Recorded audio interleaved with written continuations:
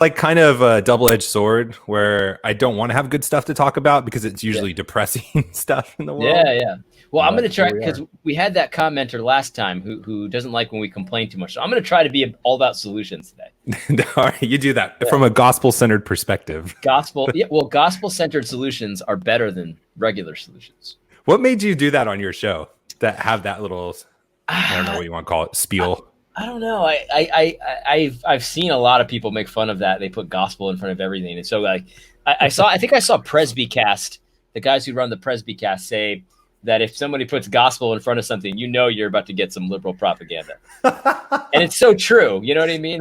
Yeah. Gospel immigration policy. Like it's like, well, you know, that's just basically whatever CNN's telling you. Yeah, right. Just regurgitating it. Welcome to Reformgelical, where the Reformed and Evangelicals meet. I am co-hosted by the great AD Robles. AD, how you doing today? Hey, I'm doing great. I asked just everyone, I want to start off the conversation with this. I asked on Twitter if anyone knew what the budget of the ERLC is. And Bobby Lopez says that given what they borrowed from the SBA, PPP loan, they must have borrowed money from that. I'm pretty sure. Oh, and this is what he's saying. This is hearsay, but based on that, he says the budget has to be pretty hefty. Oh my gosh, that could be the only time that they've ever been successful lobbying the government for anything.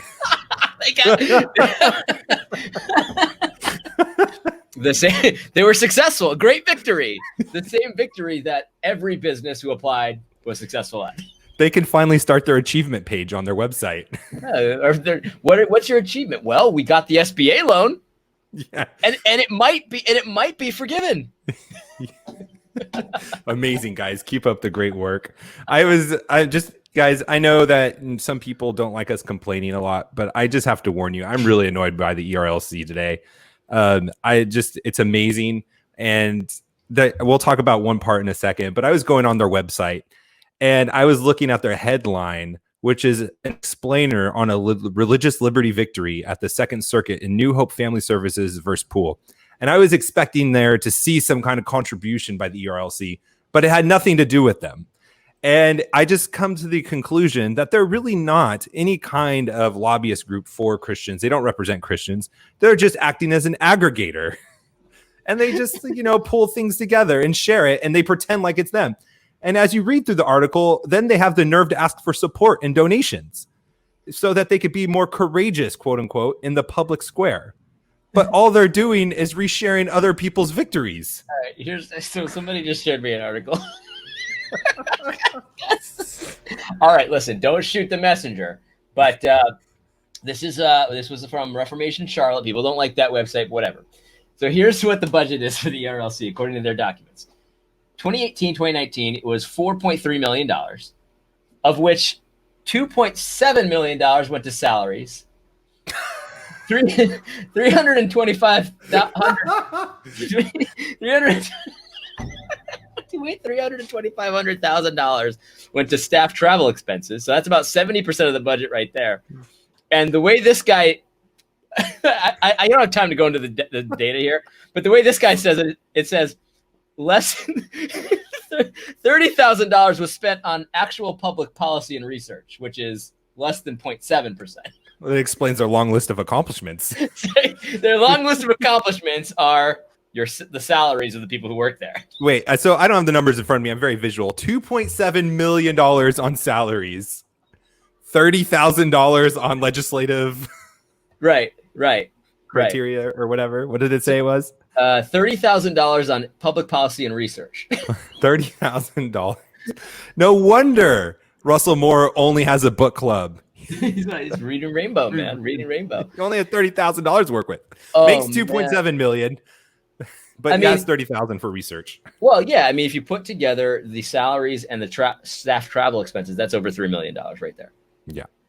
So there you go. I wonder where they're traveling to. It's definitely not DC. Who knows, man? I mean, maybe they're going to DC, but for what reason? Who knows? I mean, well, he did visit Trump or Obama a bunch of times. Oh yeah, that's right. So that right there probably is pretty costly. Yeah, I mean, yeah. There's got to be a donation involved in that too. Your brother wants to know how many employees. Do they say how many employees they have? If you say one, I'm ending the show right now. I'm just gonna walk away. I don't know. I don't know a way to do this quickly, but I've got a whole document here. Oh my goodness, this document is 544 pages long. Oh, I'm not don't going to do it. Don't do it. But walk away from the rabbit hole.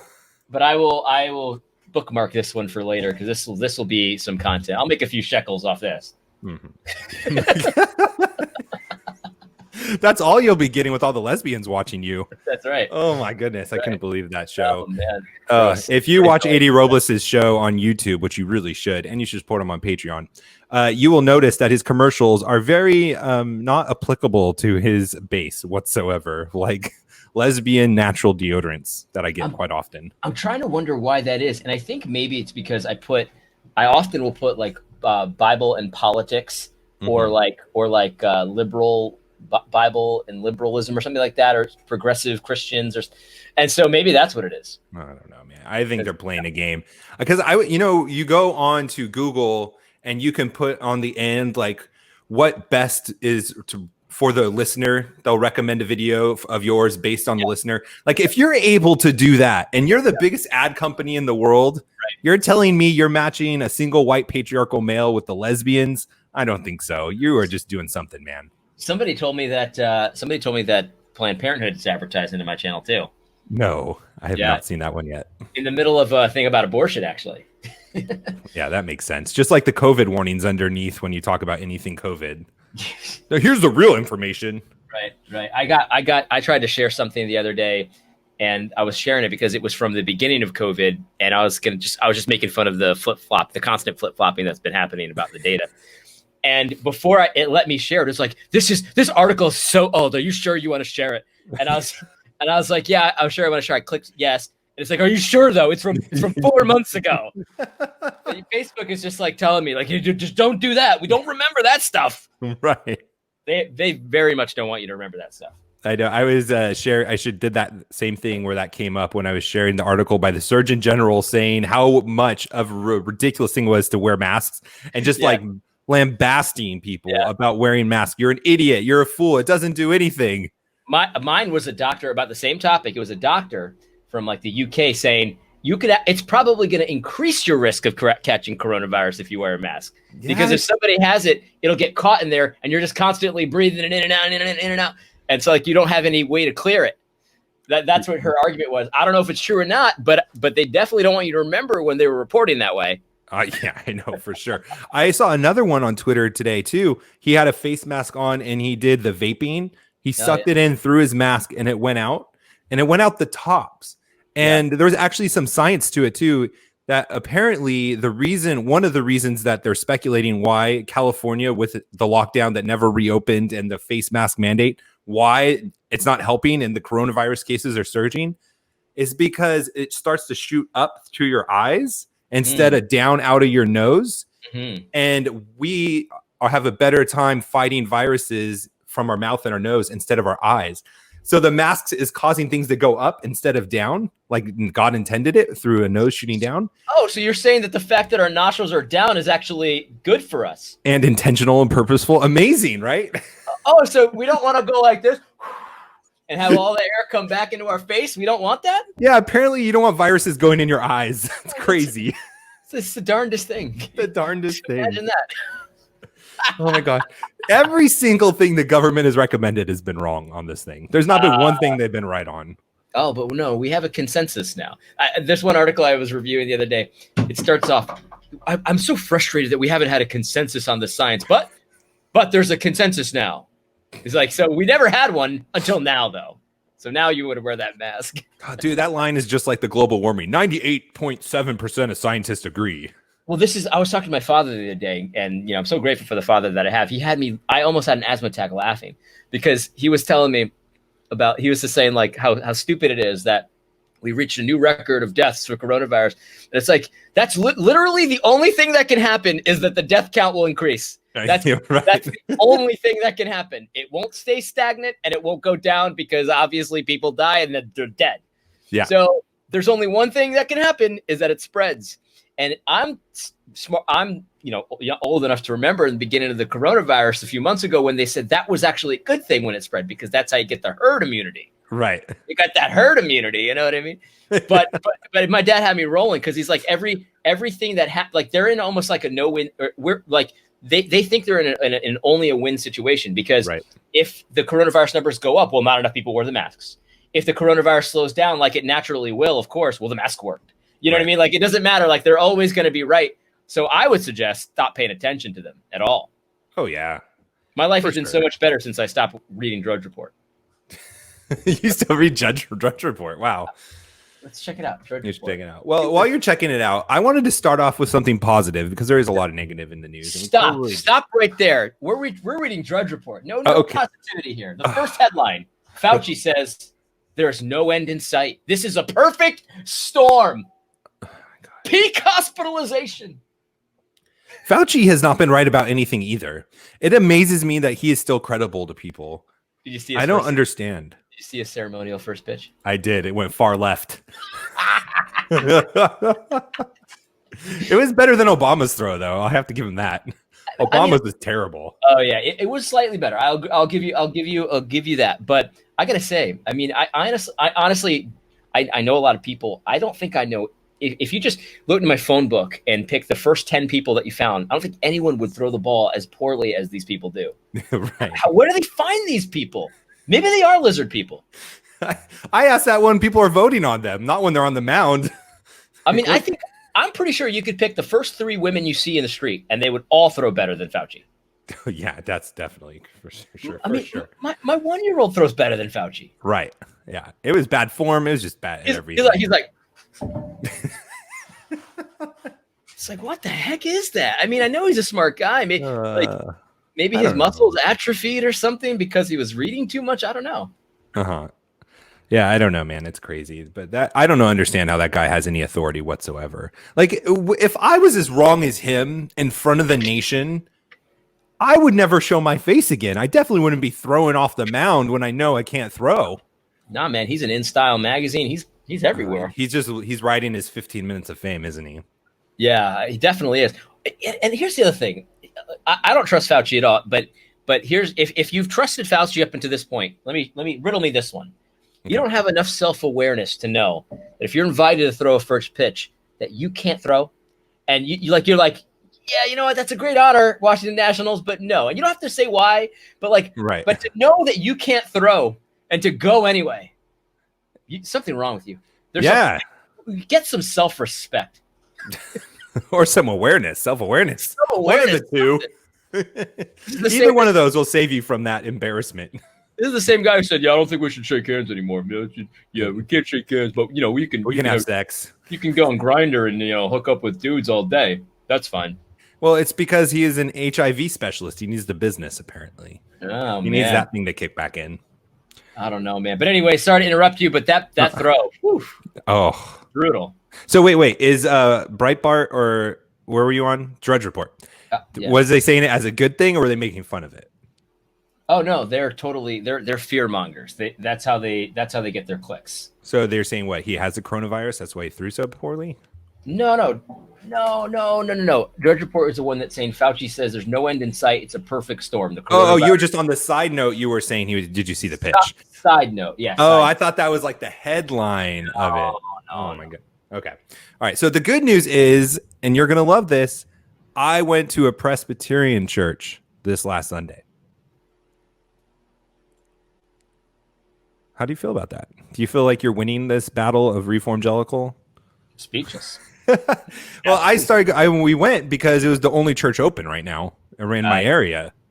Good for the Presbys. I like that. Yeah, it was good. There's CREC Church, a startup. Or not a startup. That's a business term. That they're just a new church plant for about a year. Startup. They do the liturgies. Is that what you call it? A liturgy service? A liturgic? Liturgy. Yeah. Liturgy service. That was a little hard. I'm not going to lie. I came in with my 2-year-old and my 2-month-old pump thinking that I can handle this. And my 2-year-old just had nothing to do with it, man. I don't know. It was crazy. How do you handle that? Well, I haven't done it in a long time or since I've had kids, but yeah, it's you should research why they do it that way. I think you'll grow to really like it. Well, no, I actually love it, but it's just kind of embarrassing having your kid being the one Oh, that's misbehaving, reining him in and stuff. oh, I got you. Yeah, that just takes practice, man. It just Yeah. takes practice and time and consistency. That's it.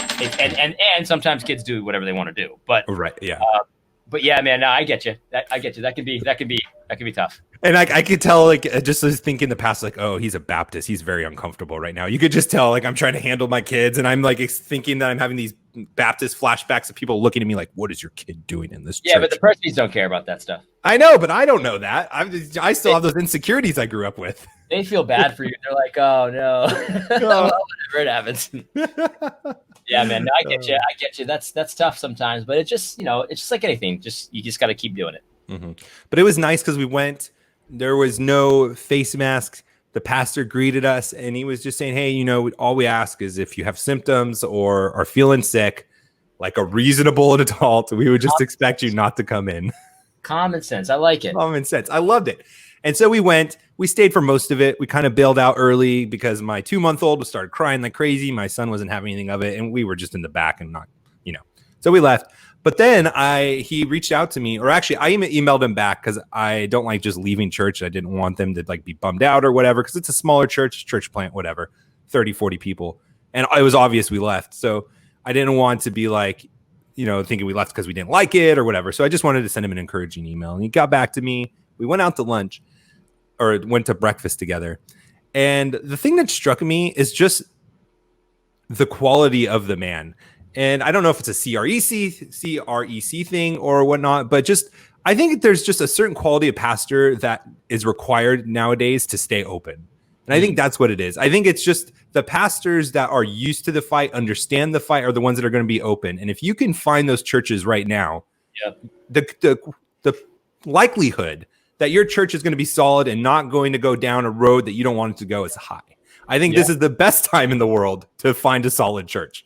Yeah, no, I think you're probably right. Obviously making sure the rest of the ducks are in a row too. But right, yeah. assuming the theology, the gospels is preached and all that stuff, assuming all that, I think that this is very much it's a litmus test. Were you the one last week that was saying that when you're looking for a new church, you'll ask them about this, or is that Marcus?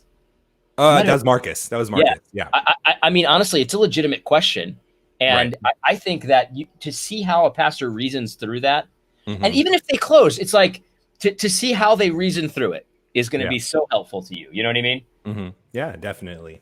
And like, even if it's not exactly what I agree with, because like I was willing to stick with my church for a long time when they closed down. I didn't agree with that. Me too. Yeah. But just when they closed down again after reopening for a little bit, then it was the last straw. And I'm like, all right, I'm gone. Yeah. I think again, like, it's like I'm a recruiter and I recruit software engineers and oftentimes for the interview, they'll do these like coding tests or like they'll give you something to code and they'll do it there with you, like on a whiteboard or on the computer or something like that. And they're not looking for you to write like the most amazing software in an hour. What they're looking is, how do you approach the problem? Right.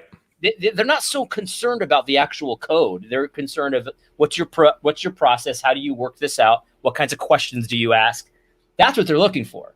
And I think it's the same with a pastor. Like, it's not like you're not looking for the right answer necessarily.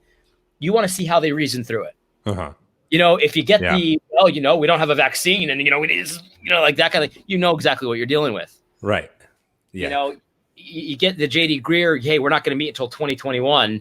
Knowing in July, they're saying that, like, what you're dealing with. JD Greer said that too. I thought it was just Stanley that said that. Yeah. So let me, I might not be supposed to knowing that. I might not.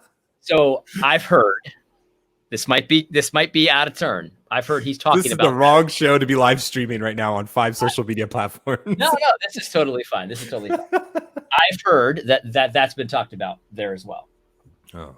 Not meeting until 2021. Well, there you go. I mean, see, those are the churches where you could probably go, you agree with it, for lack of a better way to say it, and you think, oh, I'll be comfortable here. And then a couple of years later, you start realizing, oh, they're starting to say things, and that's kind of on the verge. But most likely that's not going to happen now because they're all closed till next year. And you're going to go be able to find a church that understands the times and has wisdom and all that good stuff. So right. I mean, and listen, even if I'm wrong about this and somebody gave me some bad information, which I'm pretty sure I'm not because it's from a church member. But anyway, but Andy Stanley's doing it. Like this is being talked about, and many churches are talking about not meeting until the vaccine is here. So it's like, that's so insane. Yeah. Like, I don't understand when this shifted, because I was told there's never going to be a vaccine. And so that's going to be our benchmark of when we get to meet again as a church, is when this may or may never happen. It's, it's funny because if I'm not mistaken, like wasn't that the message in the beginning, like something like, well, it's very hard to make coronavirus vaccines. And so there's, that's why we have to have 15 days to slow the spread. Yeah. And like the flu, they pointed to the flu and they said, there's not a vaccine for the flu. It's just something we have to ride out. And this is our body's not used to it. Right. And we just need to slow it down for the hospitals. Yeah. And it's funny just how this all evolves into just prolonged isolation. But I'll tell you what, though, it's good that you found a pastor who's kind of got his head on straight, it sounds like. Yeah, it was good. So, okay, let's get into what really upset me this week. And I have to thank Tom Buck, friend of the show, for retweeting this, because I probably wouldn't have seen it, because for some reason Twitter does not show me ERLC tweets. Tom Buck tweet. Let me check your Tom Buck tweets. Yeah. So he was calling out something, but I picked out something completely different. And this is the tweet by the ERLC. I see it. Churches should carefully consider how to ensure that worship services do not result in the spread of the virus. Mm-hmm. Religious leaders and civic leaders are co-equal partners in the fight against COVID-19. Oh. And I seriously sat back for a second and reread it once, twice, 3 times. And I said, wait a minute. Is ERLC talking about and equating religious leaders and civic leaders as being equal? And I thought about it and I'm like, oh, no, I'm reading this wrong. That can't be what they're saying. They got to be saying something else. But the more I read it, the worse it became for me, because the first line, the context is to ensure that worship service do not result in the spread of the virus. Right. So not only are they just saying they're co-equal partners, but they're co-equal partners in worship service regulations. Yeah. Well, so when you first sent me this, the first reaction I had was, I kind of see what they're saying. Like they're doing, like they've got different, because I'm thinking the way, like, the way Reform people think. It's like, oh, this is the sphere sovereignty thing. Mm-hmm. But I also saw, and then I looked at Tom Buck's thing about what he saw about it. It was that word ensure. And yeah, that's a very weirdly worded tweet. And it makes it seem like what they're saying is that these two groups are co-equal partners in the worship of the church, ensuring that COVID doesn't spread. Sure, but in the church setting, right? They're co-equal partners in the church setting, which is like what? Like, and I was trying to think, like, okay, maybe they were trying to say they're partnering together to slow the spread in their communities, right? But that's not what they're saying at all. That's not what's written. That's not what's written. They could have, this could have been an intern. They could take it back, but I haven't seen them take it back. And they're talking about worship service and civic leaders and religious leaders. And I just like, is this even a Christian organization anymore? Yeah. Honestly. And yes, that's a good question. Very valid question. But the other thing I noticed about it, let me pull it back up here because you sent me the screenshot. Mm-hmm. So even like if you were to give it the very most charitable reading, right? Like, okay, they maybe they worded it awkward, but they are talking about the sphere sovereignty thing. Okay, let's just say that. Okay. I don't think that's the case, but let's just say that for a second. Are our civic leaders there to ensure that virus doesn't spread? Is that their role according to the Bible? Because again, this is a Christian organization. I would say that is not their role. That is not their role, because the Bible explicitly tells us what their role is. Mm-hmm. It is to punish wrongdoers and promote what is good. Now, you might argue, well, it's in the promote what is good thing. Okay, fine. So what does that have to do with the church and whether or not it's safe to sing, whether or not you can take communion, whether or not you have to wear a mask? Like, what does that have to do with any of that stuff? Mm-hmm. And so even in the best, most charitable reading, it's actually not correct. Like, sure, I'm glad to take recommendations from the CDC. I'll take the recommendations. I'll look at them. I'll see if they make any sense at all, which they typically don't. But it's not their job to keep me healthy. Mm-hmm. It's my job to keep me healthy. Mm-hmm. You understand what I'm trying to say? I do. Yeah. 100%. That doesn't understand the sphere sovereignty thing. Yeah, definitely. And the thing that makes it even worse, because I think you're even being more charitable, I is think I am. civic leaders doesn't even imply or just assume government officials. Mm. See, when I read civic leaders, I was thinking of the community organizers and those people. That's a great point. Oh my goodness. See, they didn't say they're partnering with their city. They're not partnering with the government. They're partnering with civic leaders. Yeah. And so community organizers, the Black Lives Matter people, the people protesting and burning down the streets right now. Yeah, civic leaders. I gotcha. Civic leaders. They are leaders. They are leaders, yes. And they're telling the ERLC what to do and what to say. Yeah, and the thing is, like, even if you give this a very charitable reading, like the most charitable you could imagine, nothing nefarious here, nothing at all, right? Mm-hmm.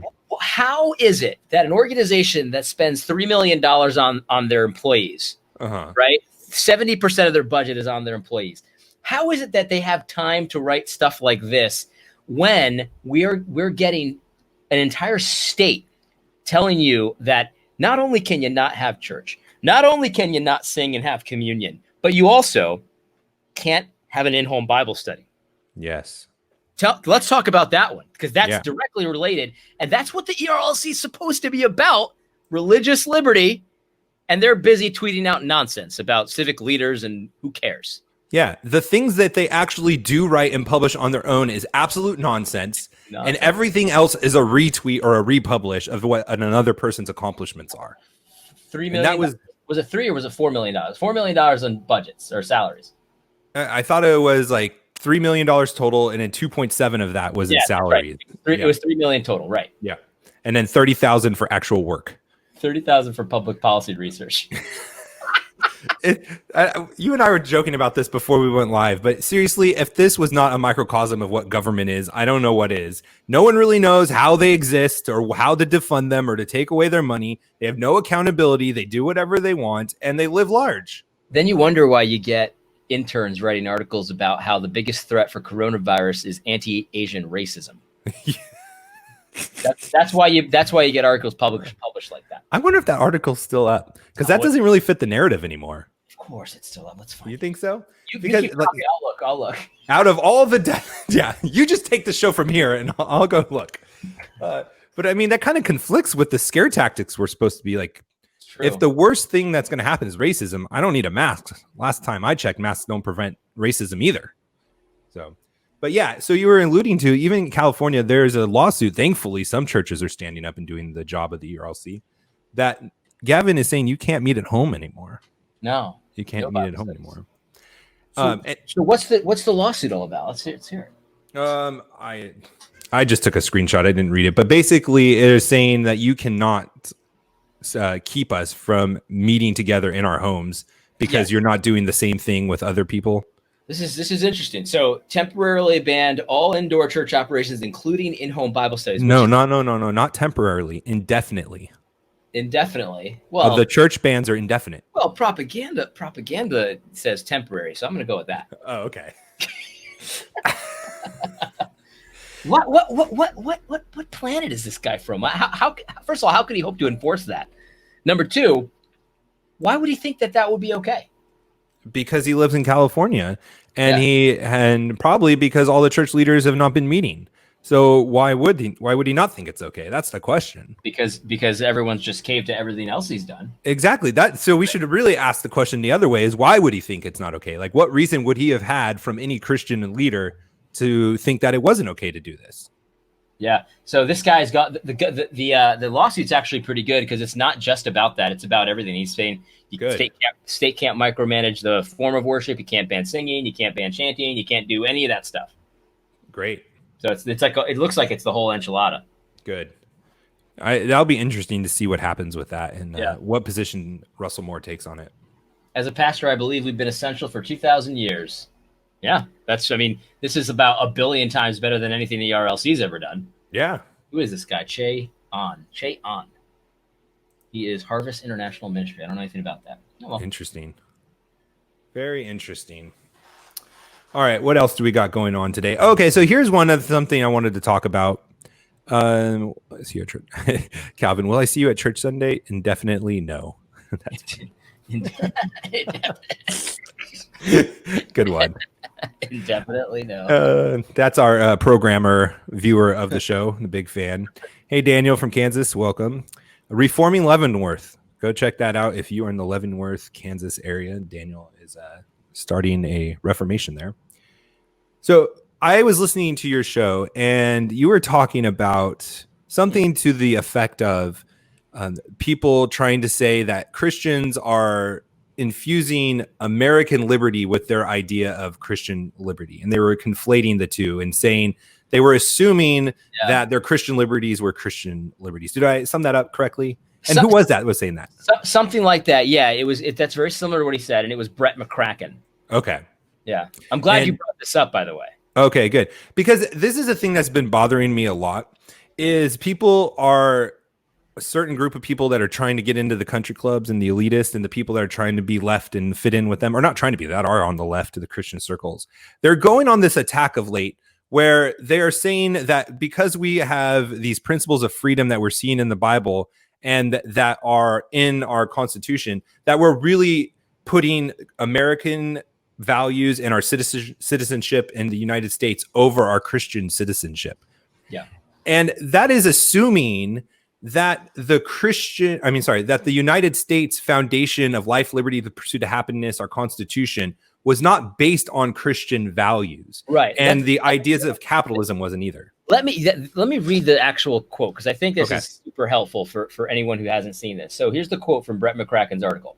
He says, American Christians are sometimes prone to understanding freedom in a way that's more shaped by the U.S. Constitution rather than by the Bible. But it's no knock on the beauty and legitimacy of man-made freedoms to suggest that Scripture sometimes calls us to give up those freedoms for the sake of the gospel. Mm-hmm. That's the quote. That's what you're referring to, right? Yeah, that's exactly what I'm referring to. So now tell me your argument there. Okay. It's basically, I don't know if it's an ignorance to how the Constitution was created or the ignorance to the freedoms that we have in the Bible, or both, or it's purposeful. I don't know if it's just like a tactic or whatever. But see, our freedoms, that was stated in the Declaration of Independence, that these are self-evident truths. We were created with these rights. And the foundation comes from a book by John Locke, Two Treatises of Government, who uses the Bible to argue for these freedoms. So it's not just that some founders that were racist and slave owners and, hated black people and weren't really anything to do with Christians and that kind of thing. And they just came together and thought about some really cool concepts. But they were actually looking at the Bible and referencing the Bible. And they were using philosophers that were quoting the Bible in their scriptures and arguing from them, kind of like what we do with the general equity of the law. Sure. They were doing that very thing from natural law and from the Old Testament. Right. And that is how they came up with the idea of capitalism and having private property and the right to practice religion freely and not have one state federal religion. And so this is the problem with Christians that are attacking us for saying that we uphold to these things, is when you are building that philosophy off the Bible and getting those freedoms from the Bible and from what God says, you're not attacking some founders back in the 1700s. You're attacking the foundation, which is ultimately the Bible. Mm-hmm. And so that's not a legitimate argument because they're not coming up with these ideas on their own. It's based on the Bible. So when we say we agree with life, liberty, and the pursuit of happiness or property, as John Locke said it, we're agreeing with what he's saying because it's in the Bible. Right. Not because it's American, not because it was written 1700 years ago, but it's because it was written in the Bible. So your argument is not valid. Right. So it's what's amazing about it to me is I completely agree with just about everything that you said there, because that's what the founders of the country thought they were doing. When they say that the truths are self-evident, they're not just saying that's like that we've decided they're self-evident. It's saying that no, God, he's the creator. He created everything the way it is. And there are certain self-evident truths about the way God created the world that we're identifying here. We're not establishing them here. We're recognizing them here. Yeah. So when he calls it a man-made right, and so we should, he basically says we should, we're glad we have these man-made rights. They're great, but the Bible, we should give them up for the sake of the gospel. Essentially, there's so much there, but what I thought of was like, first of all, how do men create rights? If you're saying that in our country, the way our law system works is that we have man-made rights that they can give and they can take away. I mean, that's what deity does. Right. Deity makes law. Deity decides what's good and what's not good. He's the one who get like our freedoms and our rights and the law that we should establish all comes from God. Like man doesn't have the right to tinker around with that stuff. Right. And so when it comes to this sovereignty stuff, because we were talking about masks in that video, masks and whether or not to wear a mask, I'm saying the freedom for me to decide whether or not I want to wear a mask, it's not a man-made freedom. It's not something that you can just take away just because you decide it's too dangerous for me.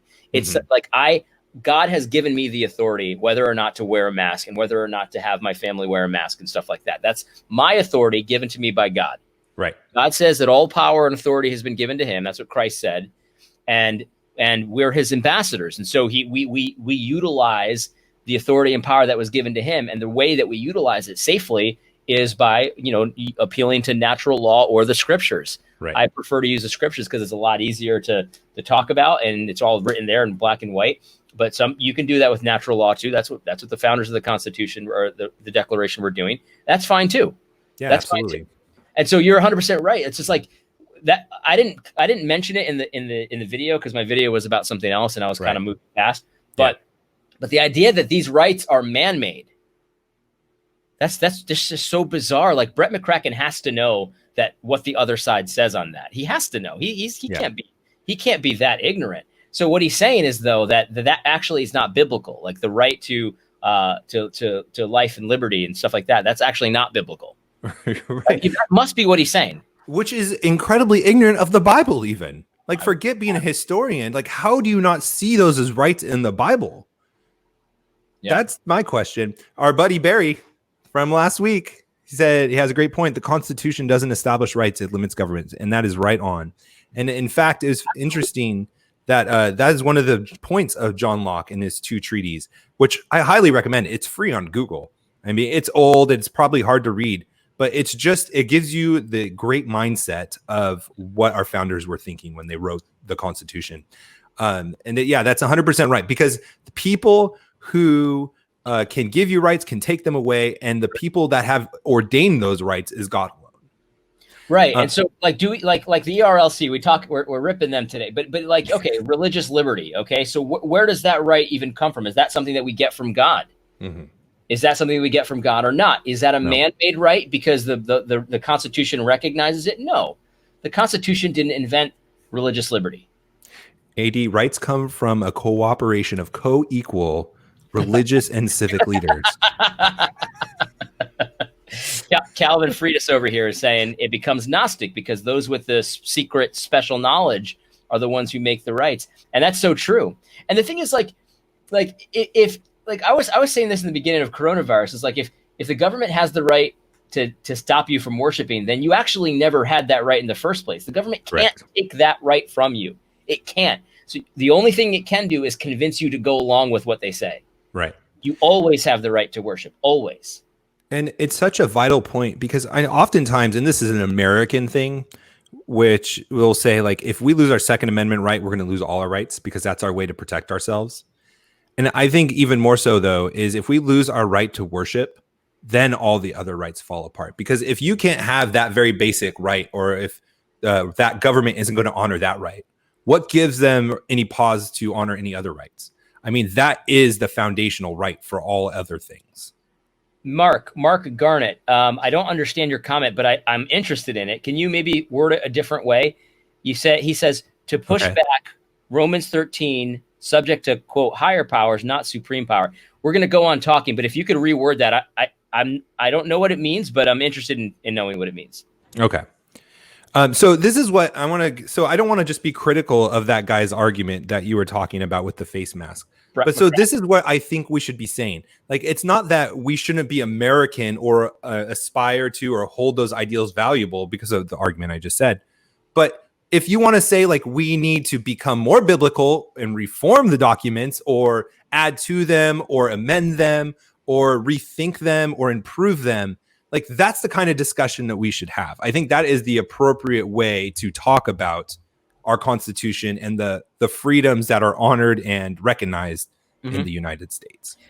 You know, the other thing about this, and I agree. I think, but I think that, you know, the whole idea, it's very easy to say, well, you know, you're just an American, you know, you just love your freedom and you're just American, you know, that kind of thing. It's very easy to say that, but it would be, I would be very hard pressed to see what Brett McCracken would say about, you know, why, according to the Bible, we actually don't have the freedom to manage our own health.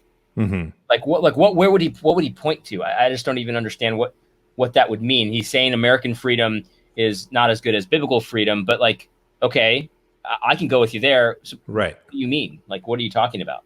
Right. Yeah, exactly. And then give us some like examples of it too, because even in a biblical freedoms, I think that's still valid, that even if I have my legitimate biblical freedoms and I'm pointed to that, I still will lay them down sometimes for the sake of the gospel if I feel it's beneficial.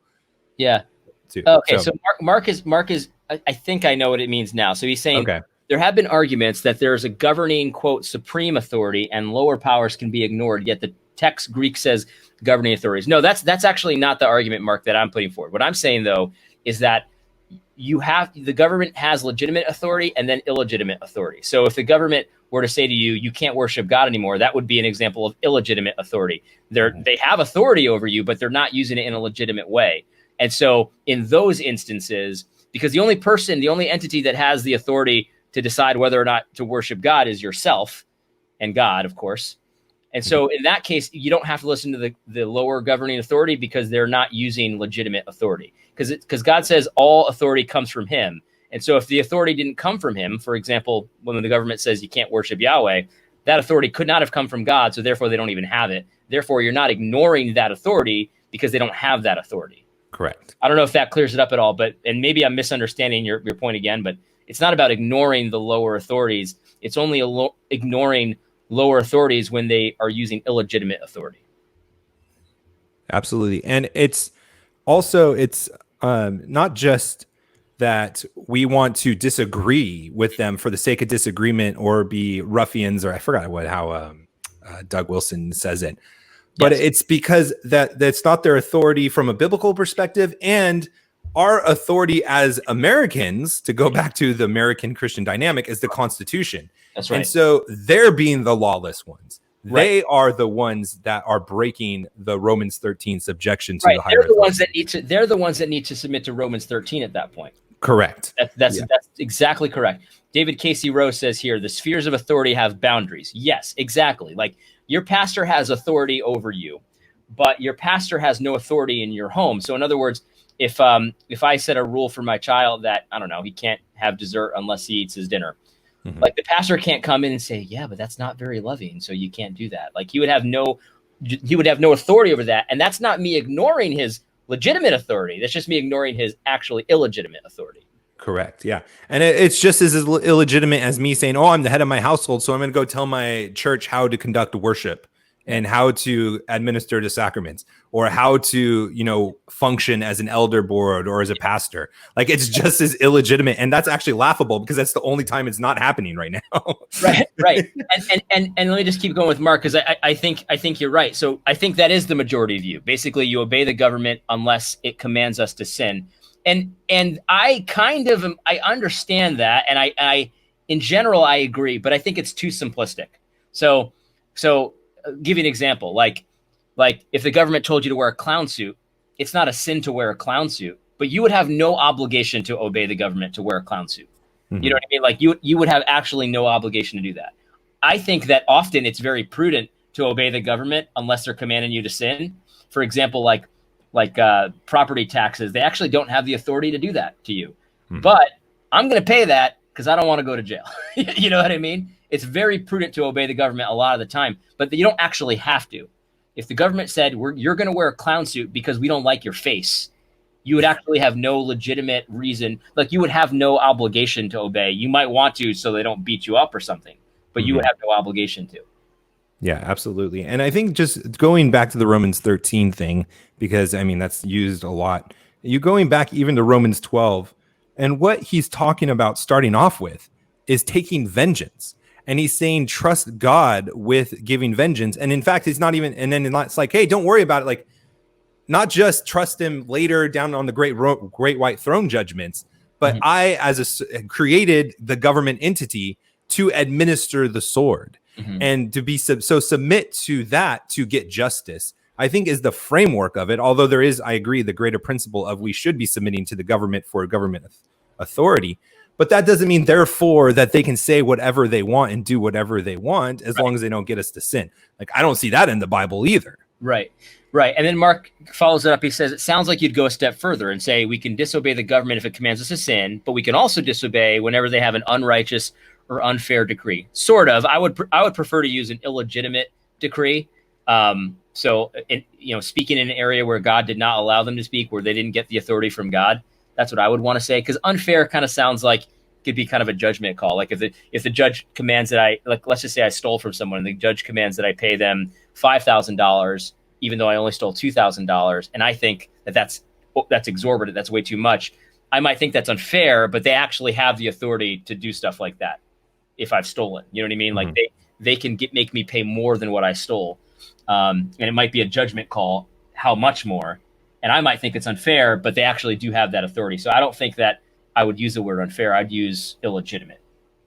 Yeah. And I think it helps too, at least for me, and this goes back to my business background, is to understand the vision and mission of us as Christians and what we're supposed to be doing. We're supposed to be going out and making disciples of all nations, teaching them what the Lord has commanded.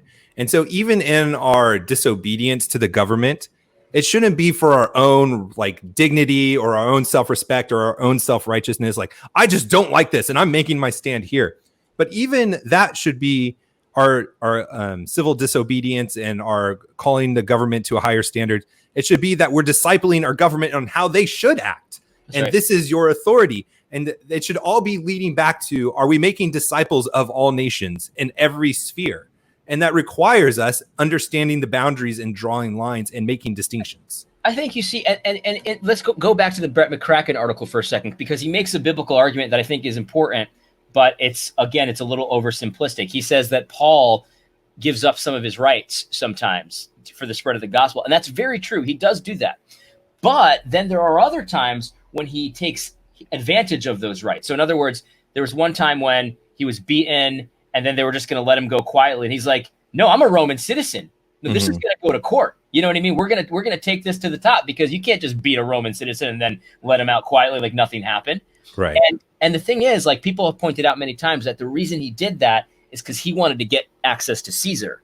And so there was a strategic reason why he was like, I'm not letting go of my rights here. I'm not going to do this. And there were strategic reasons why the apostles disobeyed and obeyed, and they did different things at different times. You know what I mean? And the thing is, I think we all have those options available to us as well. Yeah. So we can make strategic decisions to disobey the government, even if they're not commanding us to sin, for a greater cause. And I think it's not as simplistic to say, well, just obey until they tell you to sin. Right. Or it's not. That's too easy. And I don't mean like it's too easy. It's like the easy thing to do. It is that, but that's too simple. It's more complicated than that. Yeah, you end up not going to church when they tell you not to go to church, and you go down that road. David Cardenas says income tax is a government overreach, so we don't have to obey it. I would say that, again, that's another one of those things where it depends. So I would say it's very prudent to pay your income tax, because if you don't, you will end up in prison. Right. Do I say that you have to actually pay those income tax? I've seen very good arguments that would say, no, you don't, especially knowing that the money is going to go to pay for abortions and stuff like that. Yeah, right. So I could see someone saying that, and I wouldn't have a beef with that. I would say Kent Hovind did that. Do you know that guy? Kent Hovind did that. He was in prison for a long time. He went to prison. Yeah. He's out now, right? He's out. Yeah. He got out. Yeah. But the thing is, so I would say that if you decided to not pay income tax, I'd like to see the reasoning why you're doing that. But for 99.9% of people, it's prudent, because otherwise they're going to come after you. And if you resist enough, they'll throw you in jail with a bunch of guns and beat you up. Right. Absolutely. And I just have to point out, Craig, watching us in the comments, just insulted me like crazy. What did he say? Oh, there he said, I'm gospel centered. Sorry, Craig, I missed that one. I think he joined late and missed the whole thing that we were talking about, and how people are more serious if they're gospel oriented. Craig, if you don't get that, you need to go watch AD Robles' video on that. And I want to say too, it's And it's not, again, it goes back to being strategic and understanding our overall mission. We're discipling the nations, which means that we are holding them accountable to the law of God, how God expects us in all 4 spheres or 3 spheres to operate. And when you say something or ask the question of, is it lawful or should we obey income tax? There's one question of yes or no from a legal perspective or a rights perspective that God's given us. But also from a strategic perspective, we have to be wise. Okay, Craig did hear, and he was just making fun of me. Fantastic. Thank you, sir. But we have to be wise and have an overall strategy. We're not just randomly fighting battles to fight battles because we like having confrontation. Right. That's but right. It has to fit an overall game plan. Yep. And so right now, I don't think it's wise to not pay your income tax because I'm going to go to prison, and anything else that I'm doing for the kingdom of God is going to stop. So I'm making a strategic decision that I'm going to pay my income tax, even though I think it's wrong and the government has no authority to do it. Right. And maybe I'll fight that battle later when I think we have a chance of winning or some other reason. But there's other strategic battles that I want to fight right now. Well, I'll tell you something else too. Like, and this is actually something I do believe about this mask thing. Like, if you want to wear a mask, I'm not saying you shouldn't. So I'm not trying to convince you. If you're, immune deficiency, whatever it is, you have good reason for wearing a mask. I'm not saying you shouldn't, because this is a real virus, and it's not. I don't want to get it. You know what I mean? Like, put it that way. I'm not going to make a comment on how deadly it is. I'm just going to say I don't want to get it. I don't want to get the flu either. Right. But anyway, so like, where was I? Calvin distracted me with comment. It's really hard to maintain a thought and read people's comments at the same time. For sure. Anyway, listen. So the mask thing, I think, is super strategic because, I think that right now, like, the thing about wearing the mask is like laser focused on the immediate, and everyone's just thinking about today. Today is what we're thinking about. I don't want to spread this today. I don't want to catch this today. And today's consequences are all they're thinking about. And I think strategically, it's very important for Christians to be like, no, but we got to think about the things that are unseen, not just what's seen, but what's unseen. So if your grandmother dies of COVID today, that's very sad, but we can't be laser focused on us. We have to think about all the steps down the road of what's going to happen. So, people can't get their surgeries. People can't visit their elderly, and their elderly are dying in nursing homes. I mean, Buck's dad, this is what happened to him. He wasn't able to get visits, and he was doing better for a while, and then he took a turn for the worse, probably because you just when you're not visited, you lose the will to live. Stuff like that. We got to think about the people that are committing suicide. We got to think about the economy, because the economy is nothing but just the aggregate activities of people. So if you love people, then you must care about the economy. And so, like, we have, as Christians, we need to be the ones that are pointing out, okay, I know it's scary now, but let's think about all the unintended things that are going to happen if you perpetuate this myth that we have to continue to shut everything down. And I think that the mask is a very symbolic thing. It's not so much the mask itself, but it's the whole program of shutdown that it represents, the whole program of panic that it represents. And so if you have a good reason to wear a mask, I'm not telling you not to wear a mask, but I think strategically this is an area to disobey that actually helps lots of people and actually loves your neighbor a lot more, because we can say, look, I know you're scared. Do the common sense stuff. That's what all the doctors say this. Wash your hands. Don't, touch your mouth. Don't kiss people you don't know. Like stuff like that, like the common sense stuff. Do that and you'll probably be fine. And we can not, put our elderly at more risk. We cannot put the economy at more risk and all this kind of stuff. And by the way, churches should be open, because through all this chaos, the message we should be sending is, yeah, man, we've got anxiety too, but we've got a good Lord that will protect us. And by the way, if you die, you'll live again, that kind of thing. Like, we should be open giving that message, but instead we're like, here, we've got a really cool online church. You can have the link to it. Yeah. And then they get online and, there's advertisements for, God knows what in the corner, because Planned Parenthood advertises on my channel. So who knows what's advertising on your stuff? You know what I mean? So it's like, I think this is a very you might disagree with me. That's fine. But I think this is a very strategic area of disobedience. Right.